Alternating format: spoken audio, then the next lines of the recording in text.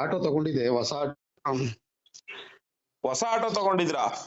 ತಗೊಂಡಿದ್ದೆ. ತಗೊಂಡು ಎರಡು 2.5 ವರ್ಷ ಆಯ್ತು. ಹಾ. 10 ತಿಂಗಳು ಲೋನ್ ಕಟ್ಟಿದೀನಿ. ಹ್ಮ್ 10 ತಿಂಗಳು ಲೋನ್ ಕಟ್ಟಿರ್ಬೇಕಾದ್ರೆ 10 ತಿಂಗಳು ಸುಧಾ ಕೇಳಿ ಅವ್ರ ಹತ್ರ ಎಲ್ಲ ಕೇಳಿ ಪರ್ಮೆಂಟ್ ಕೊಡಿ ಅಂದ್ರೆ ಪರ್ಮೆಂಟ್ ಕೊಟ್ಟಿಲ್ಲ. ಹ್ಮ್ ಸೊ ಪರ್ಮೆಂಟೇ ಕೊಟ್ಟಿಲ್ವಲ್ಲ ಅಂತ ಹೇಳ್ಬಿಟ್ಟು ನಾನು ಒಂದ್ಸತಿ ರಾಮನಗರದ ಆಟೋ ಇದು ಟ್ರಾಫಿಕ್ ಅವ್ರಿಗೆ ತಗೊಳಕಂಡೆ. ಹ್ಮ್ ಪರ್ಮೆಂಟ್ ಅಂತಂದ್ರು. ಅಣ್ಣ ಪರ್ಮೆಂಟ್ ಇಲ್ಲ ಅಂದಿ. ಹ್ಮ್ ಕೊಡ್ತಾರೆ ಅಂತ ಹೇಳ, ಪರ್ಮೆಂಟ್ ಇಲ್ಲ ಅಂದಿ. ಹಂಗನ್ನತ್ಲೆ ಸರಿ ಹಂಗೆಲ್ಲ ಓಡಿಸ್ಬಿಡ ಕಣೋ, ನಿಲ್ಸ್ಬಿಡೋ, ಹೆಚ್ಚು ಕಡಿಮೆ ನೀ ಕಟ್ಬೇಕಾಯ್ತದ, ಮೇಲೆ ಎಲ್ಲಿಂದ ತಲೆಗೆ ತಗೊಂಡ್ ಅಂದ್ರು. ಹೌದು. ಸರಿ ಆಯ್ತಂತ ಗಾಡಿನ ಲೋನ್ ಕಟ್ಟದ್ನ ನಿಲ್ಸ್ತಿ ಫಸ್ಟ್. ಹ್ಮ್ ಲೋನ್ ಅನ್ನ 1.25 ವರ್ಷ ಆಗಿದೆ ನಾನು ಇದುವರೆಗೂ ಲೋನ್ ಕಟ್ಲಿಲ್ಲ. ಹ್ಮ್ ನಾನು ಒಂದ್ಸತಿ ಅವರು ಆಫೀಸ್ ಹತ್ರ ಹೋಗಿದಾಗ ಇದ್ರ MG ರೋಡ್ ಹತ್ರ ಆಫೀಸ್ ಅವ್ರದ್ದು, ಹ್ಮ್ ಫೈನಾನ್ಸ್ ಆಫೀಸ್ದು ಅಭಯ್. ಹ್ಮ್ ನನಗೆ ಇನ್ಸೂರೆನ್ಸ್ ಒಂದು ಕೊಟ್ಟಿದ್ದಾರೆ ಅಷ್ಟೇ, ಹ್ಮ್ ಒರಿಜಿನಲ್ ಡಾಕ್ಯುಮೆಂಟ್ಸ್ ಏನೂ ಇಲ್ಲ. ಹ್ಮ್ ಸರಿ ಆಫೀಸಿಂದ ಫೋನ್ ಹಾಕ್ಬಿಟ್ಟು ಸರ್ ಆಧಾರ್ದು OTP ಕೊಡಿ ಅಂತ ಅನ್ಬಿಟ್ಟು ನನ್ಗೆ ಹೇಳಿದ್ರು. ಹ್ಮ್ ಇಲ್ಲ ನನ್ಗೆ ಆತರ ಎಲ್ಲ ಪ್ರೊಸೀಜ್ ಇಲ್ಲ ಕೊಡುವಂತದ್ದು, ನಾನೇನ್ ಕೊಡುದಿಲ್ಲ ಅಂತ ಹೇಳಿದೆ. ಹ್ಮ್ ಆಮೇಲೆ ಚೆಕ್ ಕೊಡಿ ಸರ್ ಅಂತಂದ್ರು. ಹ್ಮ್ ಇಲ್ಲ ಚೆಕ್ ಬಂದು ನಂದು ಮಂಡ್ಯ, ನಂದು ಬೆಂಗಳೂರು ಅಕೌಂಟ್ ಇಲ್ಲ, ಚೆಕ್ಕು ಇಲ್ಲ ನನ್ನ ಹತ್ರ, ಅಲ್ಲಿ ಊರ್ಗ್ ಹೋದ್ಮೇಲೆ ತಂದು ಕೊಡ್ತೀನಿ ಅಂತ ಹೇಳ್ಬಿಟ್ಟು ಗಾಡಿ ಎತ್ಕೊ ಬಂದಿದ್ದಿ. 10 ತಿಂಗಳು ಲೋನ್ ಕಟ್ಟಿದೀನಿ, ನನಗೆ ಪರ್ಮೆಂಟ್ ಕೊಟ್ಟಿಲ್ಲ, 1.25 ವರ್ಷ ಆಗಿದೆ ಲೋನ್ ಕಟ್ಲಿಲ್ಲ. ಸೊ ಇದರಿಂದ ನನಗೇನಾದ್ರು ತೊಂದರೆ ಆಗುತ್ತಾ ಅಥವಾ ಏನಾದ್ರು ಪ್ರಾಬ್ಲಮ್ ಆಗುತ್ತಾ? ಅಲ್ಲ, ನೀವು ಫಸ್ಟ್ ಗಾಡಿ ಯಾರ ಹತ್ರ ತಗೊಂಡಿದ್ದು? ಅದು ಹೇಳ್ಬಿಟ್ರೆ ನೀವು ಸಂಘದಲ್ಲಿ ಆಟ ತಕೊಂಡಿದ್ರಲ್ಲ ಅಂತ ಹೇಳ್ತೀರಾ ನೀವು. ಈ ಆಟೋ ಕಡೆ ಕಣ, ಪೀಸ್ ಆಟೋದ? ಅಯ್ಯೋ ಅವನ್ನ ಕೇಳಿ. ಅವ್ನ್ ನಯ ಕೇಳಿದ್ರೆ ನಾನು ಅವ್ನ ಸಂಘಕ್ಕೆ ಸೇರ್ಕೊಂಡಿಲ್ಲ, ನಾನು ಅವ್ನ್ ಕಡೆ ಹತ್ರ ನಾನು ತೆಗೆಸ್ಕೊಂಡದ್ದು. ನೀವು ಸಂಘಕ್ಕೆ ಸೇರ್ಕೊಳ್ಳಿ ಬಿಡಿ, ಅದು ಸೆಕೆಂಡ್ರಿ. ವ್ಯವಹಾರ ಅಲ್ಲಿ ಮಾಡಿದೀರಾ ಅಂದಾಗ ಅವ್ರಿಗೆ ಹೇಳ್ಬೇಕು, ನೋಡಪ್ಪ ನೀನ್ ಆಟೋ ಮಾರಿದ್ಯಾ ನನ್ಗೆ. ಅದ್ ಎಲ್ಲಿ ಗೊತ್ತಾ, ಇದೆಯಲ್ಲ ಉತ್ರಳ್ಳಿ ಹತ್ರ ಇದು ಬನಶಂಕರಿ ಸಿಗ್ನಲ್, ಅದೇ ಇಲಿಯಾಸ್ ನಗರ. ಇಲಿಯಾಸ್ ನಗರ, ಅವನ ಹತ್ರನೇ ತಕೊಂಡದ್ದು ಪೀಸ್ ಆಟೋ ಕೊಡೋದು ಇದು ಆಟೋ. ಅಲ್ಲ ಈಗ ಒಂದಿರಿ, ಈಗ ಅವ್ರ ಹತ್ರ ಗಾಡಿ ತಗೊಂಡ್ರಲ್ಲ ನೀವು? ತಗೊಂಡಿದೀನಿ. ತಗೊಂಡಾಗ ಈಗ ಆರ್ ಸಿ ಓನರ್ ನೀವೇ ಇದೀರಾ ಆಟೋಗೆ? RC ಓನರ್ ನಾನೇ. ಈಗ ನೀವು ಅವನ ಹತ್ರಕ್ ಹೋಗ್ಬಿಟ್ಟು, ನೋಡಪ್ಪ ನಿನ್ನ ಹತ್ರನೇ ನಾನು ಆಟೋ ತಗೊಂಡಿರೋದು, ನೀನು ಅಭಯ್ ಅನ್ನೋನ್ ಹತ್ರಕ್ಕೆ ಫೈನಾನ್ಸ್ ಹಾಕ್ಸ್ ಕೊಟ್ಟಿದ್ಯಾ ಈ ಗಾಡಿ ಮೇಲೆ, ಈಗ ನನ್ಗೆ ಗಾಡಿಗೆ ಸಂಬಂಧಪಟ್ಟಿರೋ ಹಾಗೆ ಡಾಕ್ಯುಮೆಂಟ್ ಹೌದು ನಿನ್ನ ಹತ್ರ ಆಯ್ತಾ ಅಭಯ್ ಹತ್ರ ಆಯ್ತಾ, ನನಗೆ ಕ್ಲಾರಿಟಿ ಕೊಡು ಅಂತ ಕೇಳ್ರಿ. ಅಭಯ್ ಹತ್ರ ಅದೇ, ಅವನ್ನ ಕೇಳಿ. ಇಲ್ಲ ಅವ್ನು ಹೇಳ್ದ ಅಭಯ್ ಹತ್ರ ನೀ ಅದು ಸೆಟ್ಲ್ಮೆಂಟ್ ಆಗಿ ನಮ್ದೆಲ್ಲ ಕ್ಲಿಯರ್ ಆತ್ರನೇ ಅಭಯ್ ಹತ್ರ ಡಾಕ್ಯುಮೆಂಟ್ಸ್ ಕೊಡೋದು ಅಂತ ಅವರೇ ಹೇಳಿದ್ದಾರೆ. ಸರ್ ಇಲ್ಲಿ ಹೇಳ್ತೀನಿ ಕೇಳಿ, ಈ ಶೋರೂಮ್ ಅಲ್ಲಿ ಗಾಡಿ ತಗೊಂಡು ಶೋರೂಮ್ ಅವರು ಫೈನಾನ್ಸ್ ಹಾಕೊಟ್ರೆ, ನಾನು ನೀವ್ ಹೇಳ್ದಂಗ್ ಕೇಳಿವೆ ಬಿಡು ಫೈನಾನ್ಸ್ ಹತ್ರ ಐತೆ ಅಂತ. ಇಲ್ಲಿ ಈ ಹೊರಗಡೆ ಈ ಆಟೋಗಳನ್ನ ಮಾರ್ತಾರಲ್ಲ ಇವರು ಡೀಲರ್ಗಳು ಅನ್ನಿಸ್ಕೊಂಡಿರೋರು, ಈ ಸಂಘಟನೆ ಅನ್ಸ್ಕೊಂಡಿರೋರು, ಇವ್ರದೆಲ್ಲ ಕತೆ ಕರ್ಮಗಳು ನಿಮಗ್ ಗೊತ್ತಿಲ್ಲ. ಇಲ್ಲಿ ನಿಮ್ಗೆ ಹೇಳ್ತಾರ ಅಷ್ಟೇ, ಲೋನ್ ಕ್ಲಿಯರ್ ಆದಾಗ್ಲೇ ನಿಮಗ್ ಗೊತ್ತಾಗೋದು ನನ್ ಡಾಕ್ಯುಮೆಂಟ್ ಎಲ್ಲ ಐತೆ ಅಂತ. ಆಫೀಸ್ಗೆ ಹೋಗಿದಾಗ ಬ್ರದರ್ ಅವ್ರಿಗೆ ಕೂರ್ಸ್ಬಿಟ್ಟು ಕೇಳಿದ್ರು, ನಿಮ್ಗೆ ಹತ್ರ ಡಾಕ್ಯುಮೆಂಟ್ಸ್ ಮತ್ತೆ ಬೇರೆ ಯಾರಿಗಾದ್ರು ಗಾಡಿ ಮಾರ್ಬೇಕಂತಂದ್ರೆ ನೀವು ಡೈರೆಕ್ಟ್ ಆಗಿ ಗಾಡಿ ಮಾರಕ್ ಆಗಲ್ಲ, ನೀವು ಖುದ್ದು ಕರ್ಕೊಂಡ್ ಬಂದೇ ಮಾಡ್ಬೇಕು ಅಂತ ಹೇಳಿದ್ರು. ಆಯ್ತು, ಹಂಗಿದ್ಮೇಲೆ ಅವನ್ನೇ ಹೋಗಿ ಕೇಳಿ, ನೋಡಪ್ಪ ನಿಂದೇನೋ ಸಂಘಟನೆ ಅಂತ ಆಫೀಸ್ ಮಾಡ್ಕೊಂಡಿದ್ಯಾ, ಅದು ಸಂಘಟನೆ ಅಲ್ಲ ಸರ್, ಅವನು ಡೀಲರ್, ಅವನು ಆಟೋ ಮಾರೋ ಡೀಲರ್. ಅವನು ಹೊಟ್ಟೆ ಪಾಡ್ಗೋಸ್ಕರ ಈ ಡ್ರೈವರ್ಗಳನ್ನೆಲ್ಲ ಕೂಡಿಸ್ಕೊಂಡು ನಾನು ಹೋರಾಟಗಾರ ಅಂತ ಹೇಳ್ಕಂತಾನ. ಅದು ಸಂಘಟನೆ ರಿನಿವಲ್ ಇಲ್ಲ. ಆಮೇಲೆ ಒಂದ್ ಸಂಘಟನೆಯಲ್ಲಿ ಒಂದು ಪದಾಧಿಕಾರಿಗಳು ಬೈಲಾ ಅಂತ ಬರ್ತದೆ, ಅದ್ರಲ್ಲಿ ಪದಾಧಿಕಾರಿಗಳು ಅಂತ ಇರ್ತಾರೆ. ಅದ್ರಲ್ಲಿ ಯಾರಂದ್ರೆ ಯಾರು ಇಲ್ಲ. ಇವನು ಅದೇನೋ ಅಂತಾರಲ್ಲ ಉಳ್ದೂರಲ್ಲಿ ಆಳವನೆ ಗೌಡ ಅಂದಂಗೆ, ಅಲ್ಲಿ ಯಾರು ಇಲ್ದೆ ಇರೋದ್ರಿಂದ ಇವಂದೇ ಅಲ್ಲಿ ಎಲ್ಲಾ ತರ ಆಗಿರೋದ್ರಿಂದ ಅಲ್ಲಿ ಅದು ಸಂಘಟನೆ ಕಾಲಕ್ಕೆ ತಕ್ಕಂತೆ ರಿನ್ಯೂವಲ್ ಎಂತದ್ದು ಆಗಿಲ್ಲ. ಅವನು ಅಲ್ಲಿ ಆಟೋ ಮಾರ್ಕೊಳ್ಳೋದಕ್ಕೆ ಈ ಸೇಟುಗಳ ಜೊತೆ ಶಾಮಿಲ್ ಆಗಿರೋದಕ್ಕೆ ಅವನು ಹೊಟ್ಟೆ ಪಾಡ್ಗೋಸ್ಕರ ಇಲ್ಲಿ ಡ್ರೈವರ್ಗಳನ್ನೆಲ್ಲ ಬಳಸ್ಕೊಂಡು ಅವನು ಈ ಎಲ್ಲ ಡ್ರೈವರ್ಗಳು ಗುಡ್ಡೆ ಹಾಕೊಂಡ್ರಲ್ಲ, ಅವನೇನ್ ಮಾಡ್ದ, ಈ ಆಟೋದೊಂದು ಬಿಸ್ನೆಸ್ ಅನ್ನ ಮೂವ್ ಮಾಡ್ಕೊಂಡು ಏನಾಯ್ತು ಬಿಡು ಇವ್ರ ಹತ್ರ ಹೋದ್ರೆ ಆಟೋ ಸಿಗ್ತದಲ್ಲ ಅಂತ ಎಲ್ಲ ಬಂದು ಇಲ್ಲಿ ತಗೊಳಕ್ ಎರಿಕೊಂಡ್ರು. ಹೌದು, ನಮ್ಮ ನಗರದಲ್ಲಿ ಒಂದು 7-8 ಗಾಡಿ ಅವೆ. ಇಲ್ಲಿ ಏನಾಗಿದೆ ಅಂದ್ರೆ ಆಟೋ ಡ್ರೈವರ್ಸ್ ಗಳಿಗೆ ಇಲ್ಲಿ ಸತ್ಯ ಯಾರು ತಿಳ್ಸಕ್ ರೆಡಿ ಇರ್ಲಿಲ್ಲ. ಒಂದು DL ಪರ್ಮಿಟ್ ಅಂದ್ರೆ ಏನು, ಟ್ರಾನ್ಸ್ಫರ್ ಪರ್ಮಿಟ್ ಅಂದ್ರೆ ಏನು, DL ಪರ್ಮಿಟ್ ಎಷ್ಟು ರೂಪಾಯಿ ಸಿಗ್ತದೆ, ಟ್ರಾನ್ಸ್ಫರ್ ಪರ್ಮಿಟ್ ಎಷ್ಟು ರೂಪಾಯಿ ಸಿಗ್ತದೆ, ಶೋರೂಮ್ ಅಲ್ಲಿ ನಾವು ಆಟೋ ತಗೊಂಡ್ರೆ ಅದಕ್ಕೆ ರೀತಿ ನೀತಿ ವಿಧಾನ ಏನು, ನಮ್ಗೆ ಯಾಕೆ ಇವತ್ತವರೆಗೂ ಕೂಡ ಒಂದ್ ಆಟೋಗಳಿಗೂ GST ಬಿಲ್ಗಳು ಕೊಡ್ತಿಲ್ಲ ಶೋರೂಮ್ನವರು, ಹೋಗ್ಲಿ ನಾವುಗಳು ಮಾಡ್ತಿದೀವಲ್ಲ ನಾವ್ ಯಾಕೆ ಅವ್ರು GST ಬಿಲ್ ಕೊಡ್ತಿಲ್ಲ, ಮತ್ತೆ ಅವ್ನ ಆಟೋ ತಗೊಂಡಿದ್ದಾನೆ ಆಟೋಗೆ ನಾವು ಮೀಟರ್ ಹಾಕ್ಸ್ಕೊಟ್ಟಿದೀವಿ ಮೀಟರ್ಗೆ ಯಾಕೆ ನಾವು ಇದ್ ಕೊಟ್ಟಿಲ್ಲ, ಇದೆಲ್ಲವೂ ಕೂಡ ಅವನು ಒಂದ್ ನಿಮಿಷ ಇರೋ ನಾನೇ ಮಾಡ್ತೀನಿ, ಇದೆಲ್ಲ ಅವನು ಜಾಗೃತಿ ಮೂಡಿಸ್ಲಿಲ್ಲ. ಯಾಕೆ ಜಾಗೃತಿ ಮೂಡಿಸ್ಲಿಲ್ಲ ಅಂದ್ರೆ ಅವನು ಈ ಆಟೋ ಮಾಫಿಯಾ ಬಗ್ಗೆ ಎಲ್ಲ ತಿಳ್ಕೊಂಡ. ಇವ್ರಿಗೆಲ್ಲ ತಿಳ್ಸೋ ಬದ್ಲು ಇದ್ರಲ್ಲಿ ನಾನೇ ಇನ್ವಾಲ್ವ್ ಆಗ್ಬಿಟ್ರೆ ಸರಿ ಹೋಯ್ತದಲ್ಲ ಅನ್ಬಿಟ್ಟು ಅದ್ರಲ್ಲಿ ಅವನು ಇನ್ವಾಲ್ವ್ ಆಗಿ ಒಂದೊಂದ್ ಆಟೋಗಳ ಮೇಲೆ 20,000 25,000 ಈ ತರ ಎಲ್ಲ ಅದ್ಮಿದಾನೆ. ಇದನ್ನೇ ನಾನು ಎಲ್ಲಾ ಕಡೆನೂ ಅವತ್ತಿನ ದಿನ ಮಾತಾಡಿದ್ದು, ನೋಡಪ್ಪ ನೀನು ಆಟೋ ಚಾಲಕರು ಒಳ್ಳೇದ್ ಮಾಡಕ್ಕೆ ಅಂತ ಬಂದಿದ್ಯಾ, ಆಯ್ತು ಮಾಡುದು ಬೇಡ ಅಂತ ನಾನು ಹೇಳಲ್ಲ. ಆದ್ರೆ ನೀನು ಬೈಕ್ ಟ್ಯಾಕ್ಸಿ ಅನ್ನೋ ಹೆಸರನ್ನ ಬಳಸ್ಕೊಂಡು ನಾನ್ ಹಂಗ್ ಮಾಡ್ತೀನಿ ಹಿಂಗ್ ಮಾಡ್ತೀನಿ ಅಂತ ಆಟೋ ಡ್ರೈವರ್ಗೆ ಹೇಳ್ತಿದ್ಯಾ ಹೊರ್ತು, ಈ ಒಬ್ಬ ಆಟೋ ಚಾಲಕ ಅವನು ಸ್ಟಾರ್ಟಿಂಗ್ ಅಲ್ಲಿ ಅವನು ಬ್ಯಾಡ್ಜ್ ಮಾಡಿಸ್ಕೊಂಡು DL ತಗೊಂಡು ನಾನೊಬ್ಬ ಆಟೋ ಡ್ರೈವರ್ ಅಂತ ಏನು ಫಸ್ಟ್ ಬರ್ತಾನೆ, ಅವನ್ಗೆ ಆಟೋ ತಗೊಳೋದ್ರಲ್ಲಿ DL ಪರ್ಮಿಟ್ ತಗೊಳೋದ್ರಲ್ಲೇ ಅವನು ಮೋಸ ಆಗ್ತಿದೆ, ಫೈನಾನ್ಸ್ ಹಾಕೊಡೋದ್ರಲ್ಲಿ ಮೋಸ ಆಗ್ತಿದೆ, ಫೈನಾನ್ಸ್ ಕಟ್ಟಿಲ್ಲ ಅಂದ್ರೆ ಗಾಡಿ ಕಿತ್ಕೊಂಡೋಗಿ ಇನ್ನೊಬ್ರಿಗೆ ಟ್ರಾನ್ಸ್ಫರ್ ಮಾಡ್ದೇನೆ ಮಾರೋದ್ರಲ್ಲಿ ಮೋಸ ಆಗ್ತಿದೆ, ಈ ತರದಲ್ಲಿ ಆಟೋ ಚಾಲಕರುಗಳಿಗೇನೆ ಈ ಆಟೋ ದಂಧೆ ಮಾಫಿಯಾದಲ್ಲಿ ಮೋಸ ನಡೀತಾ ಇದೆ. ನೀನ್ ಇದ್ರ ಬಗ್ಗೆ ಎಲ್ಲೂ ಕೂಡ ಧ್ವನಿ ಎತ್ತದೆ, ಅವರೆಲ್ಲ ನಮ್ಮವ್ರೆ ಅವರೆಲ್ಲ ನನ್ನ ಜೊತೆ ಚೆನ್ನಾಗವ್ರೆ ಅಂತಾನು ಪುಂಕ್ತಿಯ, ಈ ಕಡೆ ಆಟೋ ಡ್ರೈವರ್ಗೂ ಒಳ್ಳೇದ್ ಮಾಡ್ತೀನಿ ಅಂತೀಯ, ಈ ಆಟೋ ದಂಧೆ ಮಾಫಿಯಾ ಮಾತ್ರ ಇದ್ ನಡೀತೈತೆ ಇದು ಸರಿಲ್ಲ ಅಂತ ಹೇಳಿ ನಾನ್ ಧ್ವನಿ ಎದ್ದಾಗ ಅವಾಗ ಅವನೇನ್ ಮಾಡ್ದ ಇದನ್ನೆಲ್ಲ ತೆಗ್ದು ಹೊರಗಡೆ ಹಾಕ್ತಾನೆ. DL ಪರ್ಮಿಟ್ ಅಂದ್ರೆ ಏನು, ಆಟೋಗೆ GST ಬಿಲ್ ಹಾಕಿರ್ಬೇಕು, ಮತ್ತೆ ಮೀಟರ್ ಅಂದ್ರೆ ಏನು, ಇದನ್ನೆಲ್ಲ ತೆಗ್ದು ಹೊರಗಡೆಗೆ ಹಾಕ್ತಾನೆ, ಫೈನಾನ್ಸ್ ಮಾಫಿಯಾ ಅಂದ್ರೆ ಏನು ಇದನ್ನೆಲ್ಲ ಹಾಕ್ತಾನೆ ಅನ್ಬಿಟ್ಟು ಅವ್ರ ಪಾಪ ಅವ್ರ ಸಂಘಟನೆ ಎಲ್ಲ ಬಿಡಿಯೋದು ಅವ್ನು ಹೇಳ್ಕೋಬೇಕು. ಅಲ್ಲಿರೋ ಆಟೋ ಡ್ರೈವರ್ಗಳಿಗೆಲ್ಲ ತಲೆ ಕೆಡ್ಸ್ಕೊಂಡು ನಮ್ಮ ಆಫೀಸ್ ಹತ್ರ ಕರ್ಕೊಂಡ್ ಬರೋದು ಜಗಳ ಮಾಡೋದು ಇವನ್ ಮಾಡ್ತಿದ್ದ. ನನ್ಗ್ ನೀನ್ ಮಾಡ್ತಾರ ನನ್ ಕೆಲ್ಸ ಏನ್ ಮಾಡ್ಬೇಕು ನಾನ್ ಮಾಡ್ಬೇಕು ಅನ್ಕೊಂಡ್ ಮಾಡ್ತಾ ಇದ್ದೆ. ಆಮೇಲೆ ಎಲ್ಲ ಕಿತ್ಕಿದ್ದು ಅವನು ಸಂಘಟನೆ ಇಲ್ಲ, ಅವ್ನ್ ಪಕ್ಕಾ ಕಮರ್ಷಿಯಲ್ ಮೈಂಡ್, ಪಕ್ಕಾ ಡೀಲರ್ ಅವನು. ಅವನ ಸಂಘಟನೆ ಹೋರಾಟಗಾರ ಅನ್ನೋರ್ಗೆ ಅದ ಅವ್ರ ಮನಸ್ಥಿತಿ ಏನೋ ನನಗ್ ಗೊತ್ತಿಲ್ಲ. ಮೊನ್ನೆ ಬ್ರದರ್ ನಾನ್ ಹಿಡ್ಕೊಂಡಾಗ ಹೊಡಿಕ್ ಹೋಗಿದ್ದೆ ಅವ್ರಿಗೆ, ಇವ್ರಿಗೆ ಫೈನಾನ್ಸ್ ಸೀಸರ್ಗಳಿಗೆ, ಆಗ ಅವ್ರು ಹೇಳಿದ್ರು ಅವ್ನ ಹೆಸರು ಹೇಳೋದು ಬೇಕಾದ್ರೆ ಬೇರೆಯವ್ನ ಹೆಸರು ಹೇಳಿದ್ರು ಬಿಟ್ಬಿಡ್ತೀವಿ, ಅವ್ನ ಹೆಸರು ಹೇಳೋದು ಗಾಡಿ ಬಿಡುದಿಲ್ಲ, ಅವ್ನೇನ್ ಕೆಲಸ ಮಾಡಾನೆ ಅಂತ ನಮಗ್ ಗೊತ್ತು ನಿನಗೇನ್ ಗೊತ್ತು ಅಂತಂದ್ರು. ಇಲ್ಲ ಇದು ಸೀಸಿಂಗ್ ಮಾಡ್ಸೋದು ಇವನೇ, ಗಾಡಿಗಳನ್ನ ಇಡ್ಸೋದು ಇವನೇ.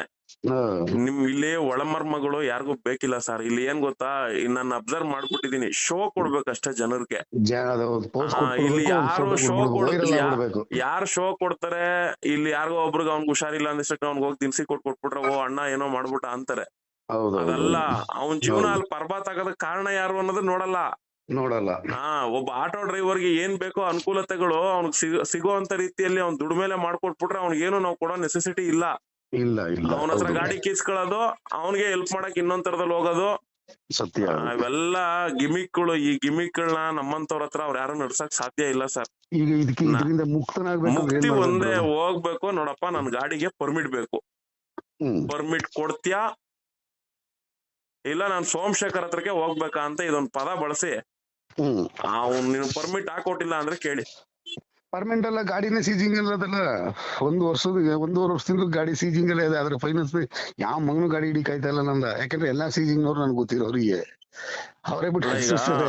ಅವ್ನ್ ಫೈನಾನ್ಸ್ ಅನ್ನೋದು ಆ ಗಾಡಿ ಮೇಲೆ ಇದ್ದಾಗ ನೀವು ಕಟ್ಟಿ ಕ್ಲಿಯರ್ ಮಾಡ್ಕೊಳ್ಳೇಬೇಕು. ಯಾಕೆ ಅಂದ್ರೆ ಆ ಗಾಡಿ ನಿಮ್ ಹೆಸರಿಂದ ಅಂದ್ರೆ ಫೈನಾನ್ಸ್ ಇಂದ ಕ್ಲಿಯರ್ ಆಗಿ ನಿಮ್ ಹೆಸರಿಗೆ ಆಗ್ಬೇಕು ಅಂದ್ರೆ HP ಕ್ಯಾನ್ಸಲೇಷನ್ ಅವರೆಲ್ಲ ಸೇಟು ಫೈನಾನ್ಸ್ ಅವರೆಲ್ಲ ಏನ್ ರಾಷ್ಟ್ರೀಕೃತ ಬ್ಯಾಂಕ್ ಅವರ ಸರ್ ನಿಮಗ್ ನೋಟಿಸ್ ಕಳ್ಸಕ್ಕೆ?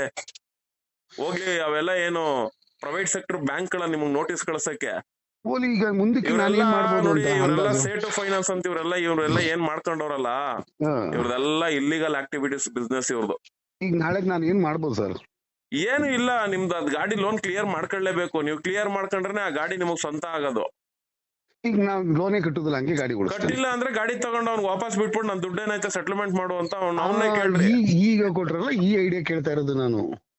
ಅದೇ ಇದೇ ಅವ್ನಿಗೆ ನನಗೆ ತಗೊಂಡು ಬೇಕಾಗಿರೋದು. ವಾಪಸ್ ಬಿಟ್ಬಿಟ್ಟು ಹಾ ನೋಡಪ್ಪ ನಿಂದು ಡಾಕ್ಯುಮೆಂಟ್ ಸಮಸ್ಯೆಯಿಂದ ನಾನು ಲೋನ್ ಕಟ್ತಂಗ್ ಹಿಂಗ್ ನಿಲ್ಸ್ಕೊಂಡ್ ನಿಂತಿದೀನಿ, ಹಾ ಇದು ನಿನ್ ಸಮಸ್ಯೆಯಿಂದ ನಾನು ಮಾಡ್ಕೊಂಡಿರೋ ಅಂತ ಈ ಸಮಸ್ಯೆ.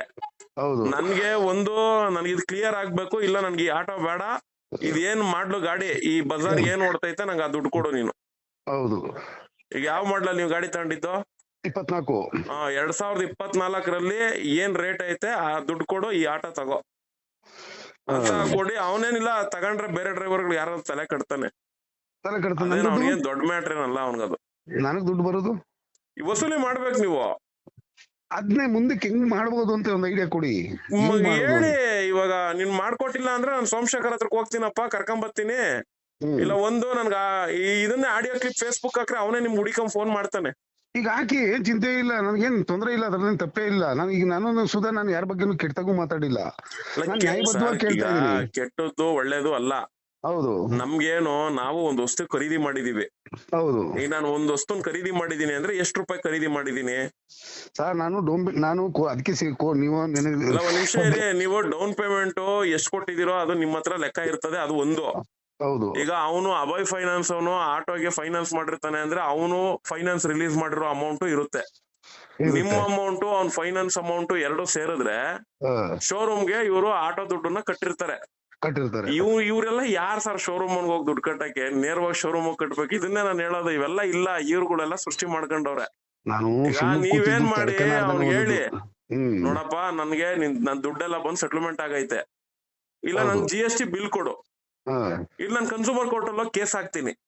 ಈಗ ಹೇಳಿದ್ರಲ್ಲ, ಇದು ಬೇಕಾಗಿರೋದು. ನಾನು ಅದಕ್ಕೇನೆ ನಾನು ಬೆಳಿಗ್ಗೆ ನಿಮ್ ವಿಡಿಯೋ ನೋಡ್ದಿ. ನಾನು ವಿಡಿಯೋ ನೋಡ್ಬಿಟ್ಟು ನಾನು ಬೇಕಾದ್ರೆ ನಂದು ನೋಡಿ ನಾಗೇಂದ್ರ ಅಂತ ಬರುತ್ತೆ. ಹೇಳ್ತಿಲ್ವಾ, ಬೆಂಗಳೂರಿನಲ್ಲಿ ಎಷ್ಟು ಜನ ಆಟೋ ಡ್ರೈವರ್ಗಳು ಅವ್ರೆ ಈ ತರದ್ ಯಾವ್ಯಾವ ಸಮಸ್ಯೆಗಳು ಕುಣಿಯಲ್ಲಿ ಸಿಗಾಕೊಂಡವ್ರೆ. ಇವ್ರುಗಳೆಲ್ಲ ಒಗ್ಗಟ್ಟಾಗೋವರೆಗೂ ಈ ವ್ಯವಸ್ಥೆನ ಸರಿಪಡಿಸೋದಕ್ಕೆ ಆಗಲ್ಲ.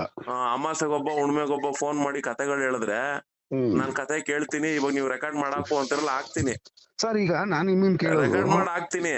ಮಾಡಿ ಸರ್. ಮೆಣಸಿನ್ಕಾಯಿ ಇಟ್ಕೊಂತಾರೆ, ಆಮೇಲೆ ಅದು ಇದು ಅಂತ ಬಡ್ದಾಕತ್ತಾರ ಅಷ್ಟೇ. ಸರ್ ಒಂದ್ ನಿಮಿಷ. ಈಗ ನಂದು ಲೋನ್ ಪೇಮೆಂಟ್ ಕಟ್ಬಿಟ್ಟು ಗಾಡಿ ಎತ್ಕೊಂಡ್ ಬಂದಿದ್ದೀನಿ. ಎಷ್ಟು ಕಟ್ಟಿದ್ರಿ? 60,000.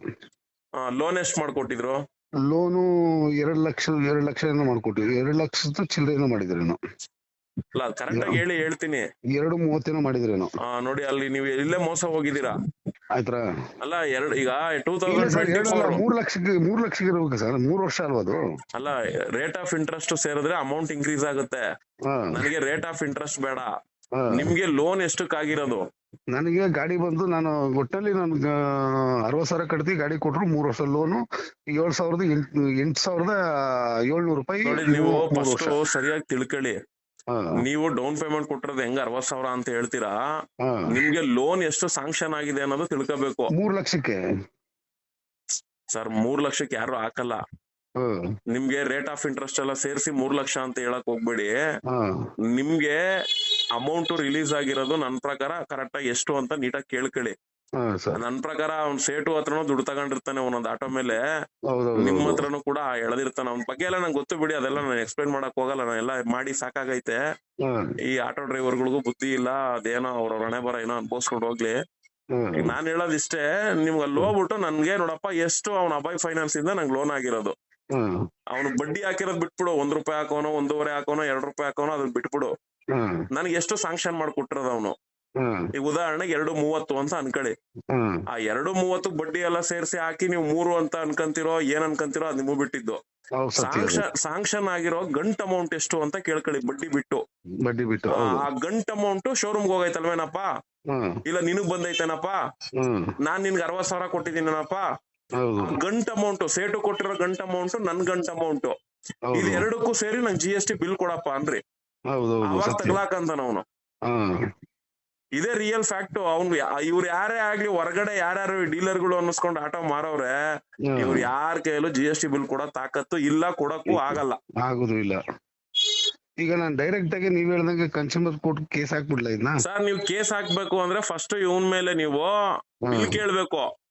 ಇವನ್ ಬಿಲ್ ಕೊಟ್ಟಿಲ್ಲ ಅಂದ್ರೆ ಆಮೇಲೆ ಇವನ್ ಆಫೀಸ್ ಎಲ್ ಮಾಡ್ಕೊಂಡವನೆ ಆ ಲೋಕಲ್ ಸ್ಟೇಷನ್ ಅಲ್ಲಿ ಹೋಗಿ ನನ್ಗೆ ಈ ತರ ಆಟೋ ಕೊಡ್ಸಿ, ಈ ತರ ಡಾಕ್ಯುಮೆಂಟ್ ಕೂಡ ಕೊಡಿಸ್ದೆ, ನನ್ಗೆ ಈ ತರ ಇಷ್ಟು ಡೌನ್ ಪೇಮೆಂಟ್ ತಗೊಂಡು ಇಷ್ಟು ಸೇಟು ಹತ್ರ ದುಡ್ಡು ಹಾಕ್ಸ್ಕೊಂಡು ನನ್ಗೆ ಈ ತರ GST ಬಿಲ್ ಕೊಡದೆ ಡಾಕ್ಯುಮೆಂಟ್ ಎಲ್ಲ ಕೊಡದೆ ನನಗೆ ಮೋಸ ಮಾಡಿದಾನೆ ಅಂತ ಹೇಳಿ ಪೊಲೀಸ್ ಸ್ಟೇಷನ್ ಫಸ್ಟ್ ಒಂದ್ ಕಂಪ್ಲೇಂಟ್ ಕೊಡ್ಬೇಕು.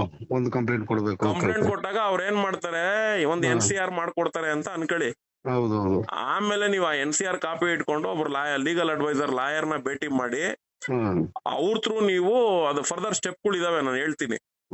ಆ ತರದಲ್ಲಿ ನೀವು ಕೋರ್ಟ್ಗೆ ಹೋಗಿ ಕೋರ್ಟ್ ಇಂದ ಅದನ್ನ FIR ಹಾಕ್ಸೋ ತರ ಮಾಡ್ಬೇಕು. ಆಮೇಲೆ ಅದನ್ನ ಕನ್ಸ್ಯೂಮರ್ ಕೋರ್ಟ್ಗೆ ಅದ್ ಯಾವ ತರ ಮೂವ್ಮೆಂಟ್ಸ್ ಆಗುತ್ತೋ ಅಂತ ಆಮೇಲೆ ನಿಮ್ಗೆ ಅರ್ಥ ಆಗುತ್ತೆ. ಇದ್ ಮಾಡಿದ್ರೆ ಇವೆಲ್ಲ ಮಾಡಿದ್ರೆ ಅವರೆಲ್ಲ ಬಟಾಬೈಲೆ ಅದು. ಅದಕ್ಕೆ ನಾನು ನಿಮ್ಮನ್ನ ರೀಸನ್ ಕೇಳೋಣ. ಆಮೇಲೆ ಸುಮಾರು ಜನ ಹೇಳಿದ್ರು ಏನಿಲ್ಲ ತಲೆ ಕೆಡ್ಸ್ಕೊಂಗಿಲ್ಲ, ಅವ್ನಿಗೇನು ನೀನೇನು OTP ಕೊಟ್ಟಿಲ್ಲ, ಇಲ್ಲ ಚೆಕ್ ಕೊಡ್ಲಿಲ್ಲ, ಸೊ ನಾಳಕ್ ಅವ್ನಿಗೆ 5 ಗಂಟೆ ಗಾಡಿ ಓಡಿಸೋ, ಆಮೇಲೆ ಬೇಕಾದ್ರೆ ತೆಗೆದು ಅವ್ನು ಕಿತ್ಕೊಯ್ತೀನಿ ಅಂದ್ರೆ ಕೊಡ್ರಿ. ನಿಮ್ ಗಾಡಿಗೆ ಯಾವ RTOದಲ್ಲಿ ರಿಜಿಸ್ಟ್ರೇಷನ್ ಆಗಿರೋದು? ಕೋರ್ಮಂಗ್ಲ RTO ಹೋಗ್ಬಿಟ್ಟು 20 ರೂಪಾಯಿ ಕೊಡ್ರಿ BS ಟ್ರ್ಯಾಕ್ ಅಂತ ಕೊಡ್ತಾರೆ. ಆ BS ಟ್ರ್ಯಾಕ್ ಅಲ್ಲಿ ಗಾಡಿ ಮೇಲೆ ಫೈನಾನ್ಸ್ ಆಗಿದ್ರೆ ಅಲ್ಲಿ HP ಎಂಟ್ರಿ ಯಾವ ಫೈನಾನ್ಸ್ ಅಲ್ಲಿ ಆಗಿದೆ ಅಂತ ಬಂದಿರುತ್ತೆ. ಅದೇ ದಾಖಲೆ ನಿಮ್ ಪ್ರೂಫ್, ಇಂತ ಫೈನಾನ್ಸ್ ಅಲ್ಲಿ ನನ್ ಗಾಡಿಗೆ ಲೋನ್ ಆಗಿದೆ ಅಂತ. ಆ BS ಟ್ರ್ಯಾಕ್ ನ ಇಟ್ಕೊಂಡು ಹೋಗ್ಬಿಟ್ಟು ನೋಡಪ್ಪ BS ಟ್ರ್ಯಾಕ್ ಅಲ್ಲಿ ಇಂತದೊಂದು ಯಾವ್ದೋ ಅಭಯೋ ಇನ್ನ XYZ ಯಾವ್ದ್ರ ಮೇಲೆ ಲೋನ್ ಮಾಡಿಸ್ಕೊಟ್ಟಿದ್ಯಾ, ನನಗೆ ಗಂಟ್ ಅಮೌಂಟ್ ಎಷ್ಟು ಬಂದೈತೆ ಈ ಆಟೋಗೆ, ಅದಕ್ಕೆ ಅವ್ನ್ ಬಡ್ಡಿ ಎಷ್ಟ್ ಹಾಕವನೆ, ನನ್ ಕಡೆಯಿಂದ ಇಷ್ಟು ದುಡ್ಡು ಹೋಗೈತೆ, ಇದು ಒಟ್ಟು ಸೇರಿದ್ರೆ 2 ಲಕ್ಷದ ಇಷ್ಟ ಅಮೌಂಟ್ ಆಗುತ್ತೆ, 2,65,000 75 85 ಆಗುತ್ತೆ, ನನ್ಗೆ ಇದಕ್ GST ಬಿಲ್ ಕೊಡು. ಅವಾಗ ಅವ್ನ್ GST ಬಿಲ್ ಕೊಡಕ್ ಆಗಲ್ಲ.